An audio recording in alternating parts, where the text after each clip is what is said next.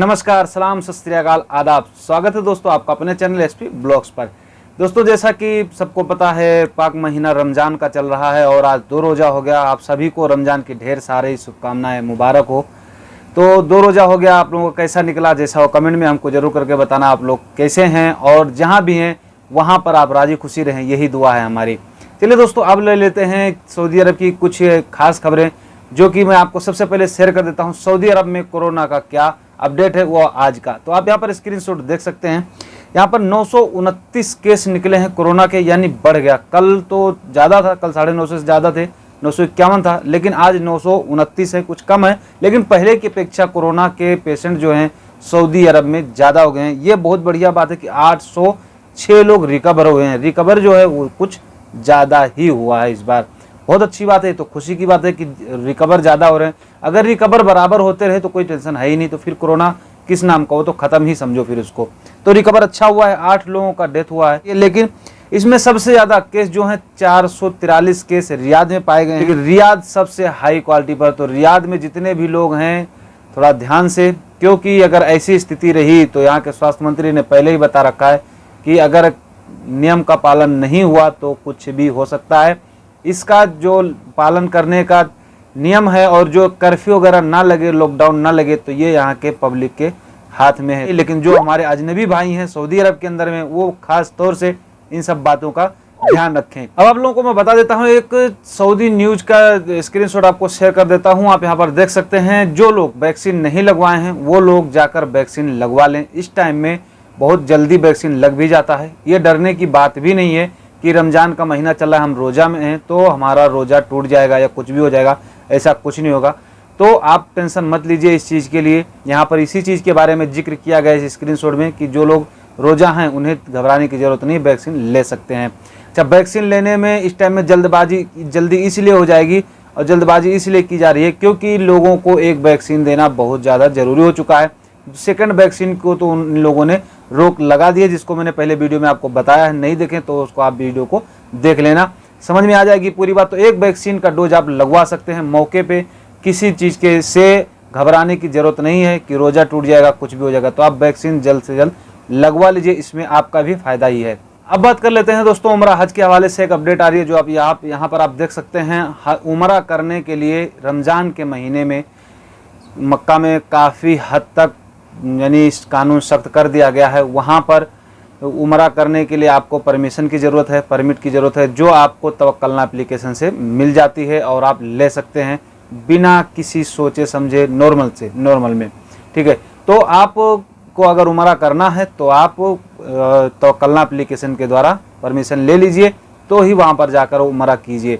इसमें आपका भी फ़ायदा है। और आप इसमें सबसे बड़ी बात क्या है मालूम है, अगर आप बिना परमिशन के जाते हैं उम्रा करने, तो अगर आप पकड़े गए तो आपको 10,000 रियाल का जुर्माना पे करना पड़ेगा। ये बहुत बड़ी बात है। 1,90,000 रुपये का जुर्माना या तो भरो और या तो इससे अच्छा परमिट ही ले लो, ये तो सबसे अच्छी बात है। दूसरी तरफ में अगर आप वहाँ पर जाते हैं और किसी मस्जिद में, बड़े मस्जिदों में अगर आप नमाज पढ़ते हुए भी पाए जाते हैं तो आपके लिए 1,000 रियाल का जुर्माना है। तो ऐसा रिस्क कोई ना उठाएं, ऐसी रिस्क उठाने की ज़रूरत भी नहीं है, क्योंकि काम करने जाओगे अच्छा और आपके साथ हो जाएगा बुरा। क्योंकि सऊदी में कोरोना को लेकर काफ़ी हद तक कड़े से कड़े नियम बनाए जा रहे हैं, उसका पालन भी करना पड़ता है। अब यहाँ पर हिंदी न्यूज़ का एक गल्फ हिंदी न्यूज़ का एक देख सकते हैं स्क्रीनशॉट। बता दें कि आंतरिक मंत्रालय ने भी पिछले गुरुवार को ही साफ कर दिया था, जो बिना परमिट के पकड़ा जाएगा उस पर भारी से भारी जुर्माना किया जाएगा। मंत्रालय के अधिकारी सूत्रों ने भी बताया था कि जो भी बिना परमिट के उम्रा करते पकड़ा जाएगा उस पर 10,000 का जुर्माना भी लगाया जाएगा, और जो भी बिना परमिट के इबादत करते पकड़ा जाएगा उस पर 1,000 का जुर्माना लगाया जाएगा। यह कदम सभी कोरोना से सुरक्षा के लिए लगाए जा रहे हैं। तो यानी कि वही बता रहे हैं, नमाज पढ़ते हुए अगर आप पाए गए, इबादत करते हुए, तो भी 1,000 रियाल का जुर्माना आपको पड़ेगा वहाँ पर। इस टाइम में खास तौर से रमज़ान के महीने में, क्योंकि रमज़ान में बहुत से लोग, ज़्यादातर लोग उम्रा करने के लिए जाते हैं। एक चीज़ और महत्वपूर्ण बात है, अगर आप रमज़ान में उम्रा करने के लिए इच्छुक हैं और आप जा रहे हैं करने और आप करके आ गए, चलिए परमिट ले लिया आपने, कर लिया, फिर आप सोचते हैं कि मैं दूसरा उम्रा भी इसी में कर लूँ रमज़ान के महीने में, तो आप उसे नहीं कर सकते। एक ही बार में आपको परमिशन दी जाएगी, केवल पूरे रमज़ान में एक बार उम्रा करने के लिए। तो आपको बहुत ज़रूरी है, ये बात ध्यान रखना। ये बहुत ज़रूरी था आपको बताना भी, क्योंकि बहुत से हमारे भाई हैं जो कि इतने दूर दूर से यहाँ पर आ गए हैं, तो ये सोचते हैं चलो इतनी दूर आए हैं, यहाँ आने के लिए लोग तरस जाते हैं, नसीब नहीं होता तो अगर यहाँ पर आए तो उम्रा कर ही लेते हैं। तो अच्छी बात है, उम्रा करना, इबादत करना बहुत अच्छी बात है। तो उम्रा के लिए आपको एक परमिशन दी जाएगी, आप कर सकते हैं। अब दोस्तों बात कर लेता हूं जो भाई यूएई से यानी कि अबू धाबी एयरपोर्ट से इंडिया में ट्रैवल करने वाले हैं, उनके लिए बहुत खास खबर है। एयर इंडिया का ट्वीट यहाँ पर आप देख सकते हैं। इन्होंने कहा है कि अबू धाबी से जितनी भी फ्लाइटें उड़ान भरेंगी इंडिया के लिए इस 14 अप्रैल से, या 14 अप्रैल है, 14 अप्रैल से जितनी भी फ्लाइटें उड़ान भरेंगी उनका चेंज कर दिया गया है टर्मिनल। यहाँ पर बताया गया है कि 14 अप्रैल 2021 से सभी आईएक्स उड़ानों को टर्मिनल 2 से रवाना होंगी और सभी आगमन टर्मिनल 3 पर होंगे। आगमन पर यात्रियों का कोरोना पीसीआर टेस्ट किया जाएगा, जिससे उनका ये क्लियर हो जाए कि हाँ कोई प्रॉब्लम तो नहीं है, तभी उनको एयरपोर्ट से बाहर जाने दिया जाएगा।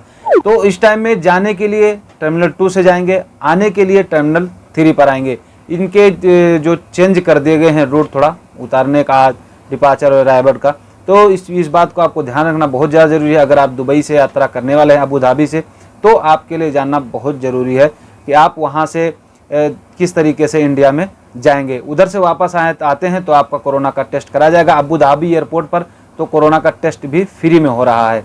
तो दोस्तों मैं आपको बता दूं, जैसा कि सबको पता है 17 मई से सऊदी एयरलाइंस ने अपडेट भी दे दिया है। सऊदी की सरकार ने पहले ही बता रखा है कि 17 मई से हम इंटरनेशनल बॉर्डर अपना सब खोल देंगे, इंटरनेशनल फ्लाइट, एयरपोर्ट वगैरह सब कुछ खुल जाएंगी।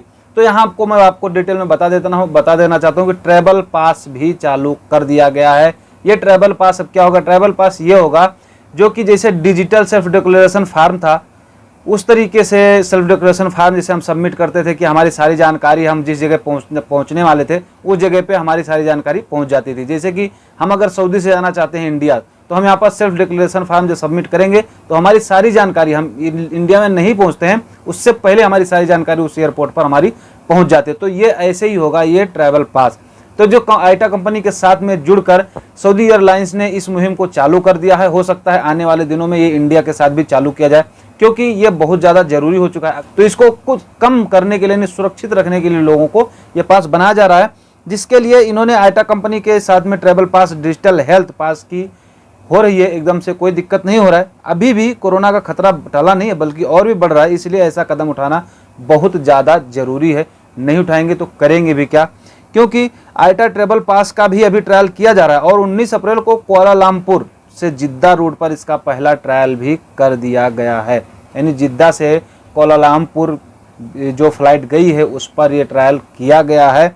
इसके जरिए लोगों की सुरक्षा को सुनिश्चित करने के लिए कोशिश की गई है। कहा गया है कि आईटा ट्रैवल पास बहुत ही महत्वपूर्ण है और सुरक्षित यात्रा के क्षेत्र में इससे बहुत सारी संभावनाएं जुड़ी हुई हैं। आने वाले समय में जब इनको हर चीज़ का डिटेल चाहिए, हर चीज़ पता चाहिए, तो ये इस ट्रैवल पास के जरिए से आपका सारा हिस्ट्री निकाल सकेंगे और आपको अच्छी सुविधा देने की कोशिश कर सकेंगे। बहुत बहुत शुक्रिया दोस्तों वीडियो पर बने रहने के लिए। चलिए फिर मिलते हैं आपसे नेक्स्ट वीडियो में नेक्स्ट अपडेट के साथ में। तब तक के लिए जय हिंद।